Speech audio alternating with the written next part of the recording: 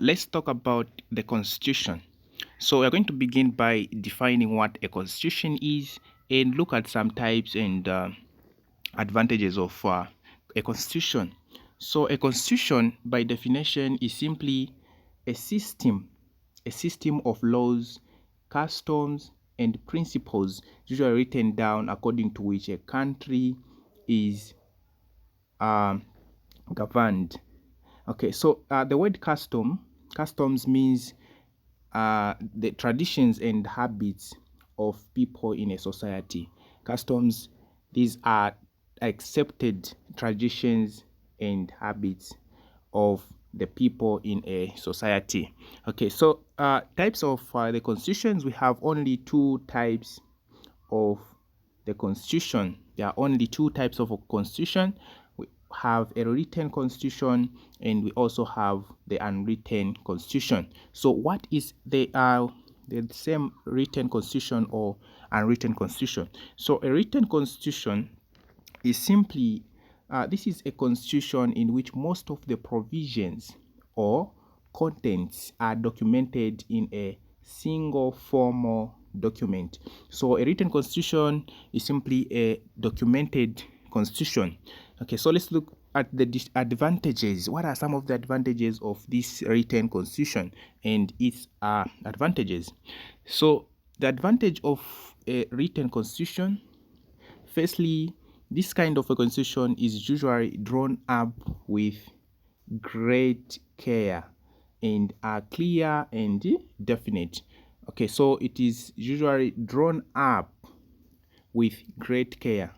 Remember, it's a written constitution, so it is drawn up with great care. And this kind of constitutions are stable and steady. They are stable and steady. They are also free from manipulation by the judiciary. No one can manipulate the constitution which is written. But it also has some disadvantages, like they are not easily adaptable to emergencies and changing needs in society. Remember, if there is something that has happened, you cannot change the law unless if you go back to the constitution and try to make some changes. So it cannot be easily adaptable to emergencies or changing needs in a society. Okay, so that's all about the written constitution. And we also said the other type is unwritten constitution.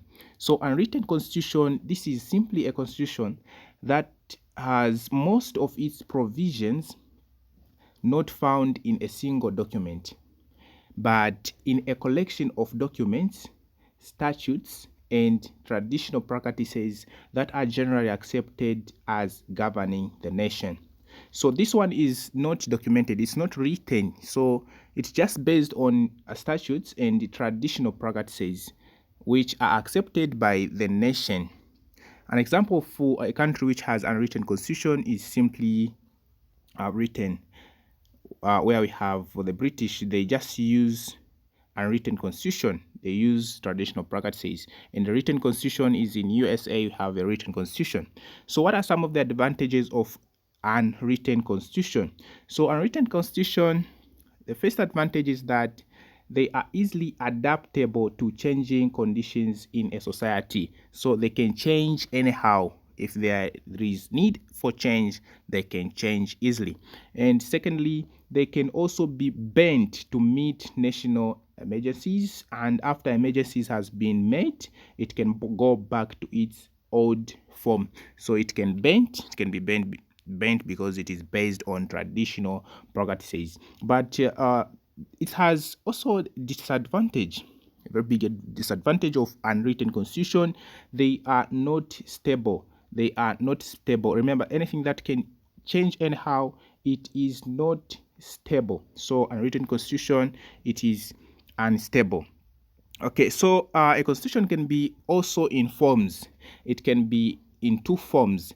It can be in a flexible constitution or a rigid constitution. Remember, don't be confused by these two things. We have types and forms. So types are written and unwritten, and forms of a constitution, A constitution can be a flexible constitution and it can be a rigid constitution. So a flexible constitution is simply a constitution that can easily be amended or changed by the majority of eligible citizens without calling for a referendum. So it is simply a constitution which can be changed by eligible citizens.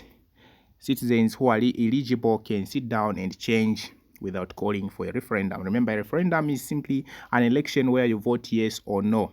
An election where you vote yes or no. So it's this election is held for all the citizens, but for a flexible constitution, you only need eligible citizens to change the constitution.